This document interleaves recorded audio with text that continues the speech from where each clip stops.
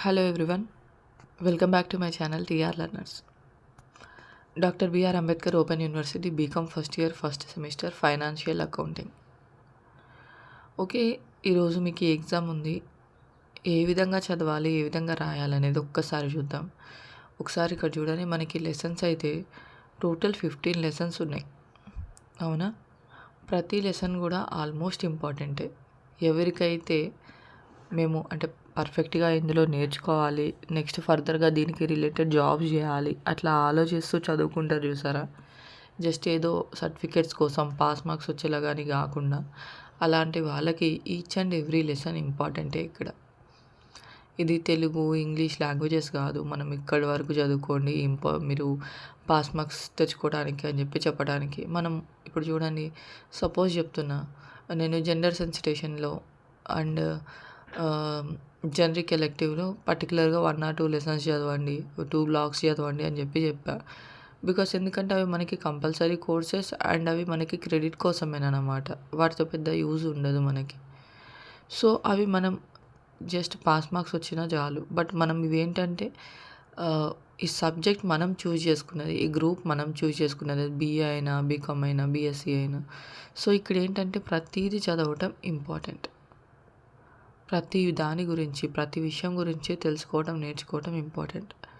నా సజెషన్ ఏంటంటే, ఒకవేళ మీరు ఇప్పుడు ఎగ్జామ్స్కి మొత్తం అన్నీ నేర్చుకొని ఉండకపోయినా సరే, ఎగ్జామ్స్ అయిపోయినాకైనా సరే మీరు వీటి గురించి తెలుసుకోవాల్సిన అవసరం అయితే ఉంటుంది.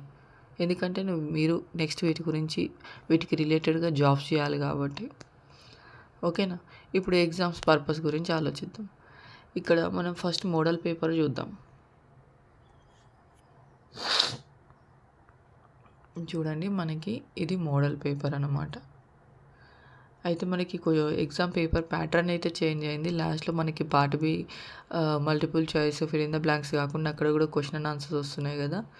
సో ఇక్కడ చూద్దాం, ఇది మనకి financial accounting model question paper university వాళ్ళు ప్రొవైడ్ చేసిందనమాట. ఫస్ట్ బిట్లో 4 మార్క్స్ క్వశ్చన్స్, తర్వాత బిట్లో 12 మార్క్స్ క్వశ్చన్స్ అండ్ సెక్షన్ సిలో వచ్చేసి మనకి ఇక్కడైతే మల్టిపుల్ చాయిస్ క్వశ్చన్స్ అవి ఉన్నాయి. ఇప్పుడైతే క్వశ్చన్ పేపర్స్ అంటే క్వశ్చన్సే వస్తున్నాయంట కదా.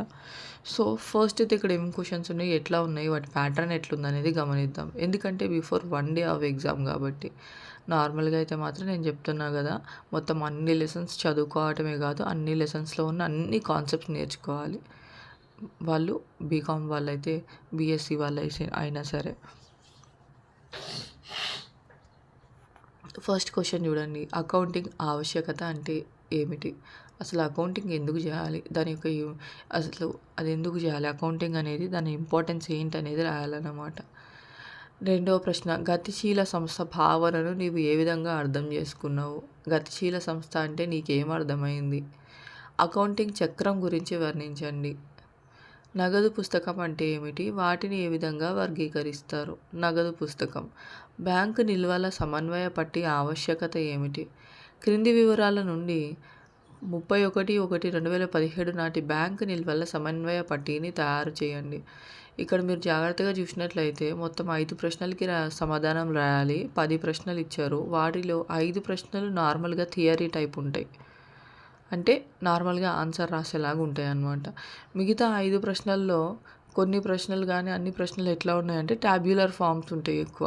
అకౌంటింగ్ ఓకేనా, ఎలా ఉన్నాయంటే ట్యాబ్యులర్ ఫామ్స్ అనమాట, టేబుల్స్ రాసి మనం వివరించేలాగా ఉంటాయి. అట్లాంటిదే ఈ ప్రశ్న.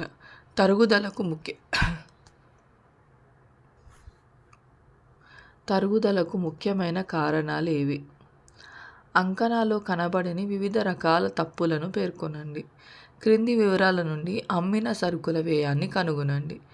ఆస్తులను ఏ విధంగా వర్గీకరిస్తారు? Last one important question, first one important question, ఓకేనా. Third one, second one important question, fourth one కూడా ఇంపార్టెంట్. అండ్ మళ్ళీ మనం సెక్షన్ బి దీర్ఘ సమాధాన ప్రశ్నల్లోకి వచ్చేసేసరికి ఇక్కడ మనకి ప్రతి ప్రశ్నలో కూడా ఇంటర్నల్ చాయిస్ ఉంది, కానీ అన్ని ప్రశ్నలకి సమాధానాలు రాయాలి. 5 ప్రశ్నల్లో ప్రతి దాంట్లో కూడా ఇంటర్నల్ చాయిస్ ఉంది. ఆ ఇంటర్నల్ చాయిస్ ఏ విధంగా ఉందో మీరు జాగ్రత్తగా చూస్తే మీకు ఒక విషయం అర్థమవుతుంది. ఫస్ట్ 11వ ప్రశ్నలో ఏ, బి అని 2 ప్రశ్నలు ఇచ్చారు. అకౌంటింగ్ పరిణామ క్రమాన్ని మరియు విధులను వివరించండి. అకౌంటింగ్ యొక్క భవనాలు మరియు సంప్రదాయాలను వివరించండి. ఈ 2 కూడా నార్మల్‌గా థియరీ టైప్ క్వెషన్సే.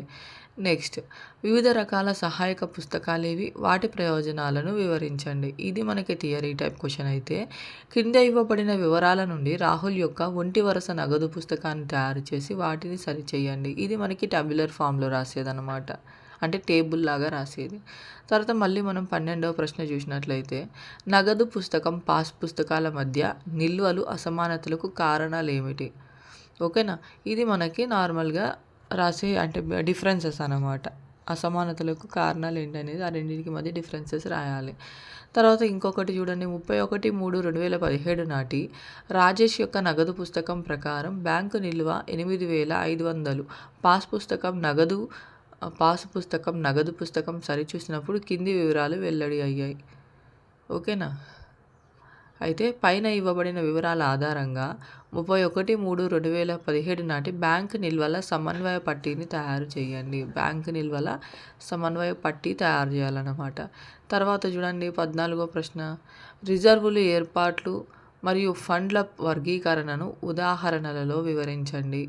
గుప్తా గారి ఆవర్జా వివరాల నుండి 31/12/2016 నాటి అంకణాన్ని తయారు చేయండి. ఒక ప్రశ్న ఏమో థియరీ టైప్ అంటే రాసేలాగా ఉంటుందన్నమాట. ఇంకొక ప్రశ్న ఏమో పట్టిక రూపంది ఇచ్చారు. అది మీరు జాగ్రత్తగా గమనించుకోండి. ఉత్పత్తి ఖాతా అనగానేమి, ఉత్పత్తి ఖాతా నమూనా ఇవ్వండి. ఆనంద్ రావుకు సంబంధించిన అంకణా నుండి 2016 సంవత్సరానికి ముగింపు లెక్కలు తయారు చేయండి. ఈ విధంగా ఉంది. ఇప్పుడు సెక్షన్ సిలో కూడా మీకు క్వశ్చన్ అండ్ ఆన్సర్స్ వస్తున్నాయి కదా. సో అక్కడ కూడా మీకు ఈ విధమైన ప్రశ్నలే వస్తాయి అన్నమాట. Sorry for the inconvenience. ఇప్పుడు ఎగ్జామ్కి ముందు ఇప్పుడు ఆన్సర్స్ అన్నీ పెద్దగా ఉంటాయి కాబట్టి ఆన్సర్స్ ఎక్స్ప్లెయిన్ చేయడానికి అయితే టైం సరిపోదు.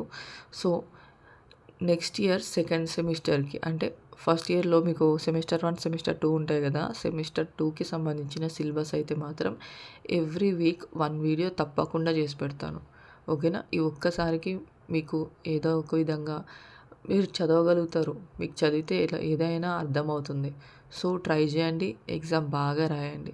నెక్స్ట్ ఇయర్ మాత్రం ఎట్లయితే ఓపెన్ 10th, ఓపెన్ ఇంటర్కి క్లాసెస్, స్టడీస్ అంటే లెసన్ వైజ్ చెప్తున్నానో అట్లాగే మీకు కూడా అదే విధంగా చెప్తాను. ఓకేనా. Thank you for watching and all the best for your exam. బాగా రాయండి, చదివితే ఈజీగా అర్థమవుతాయి.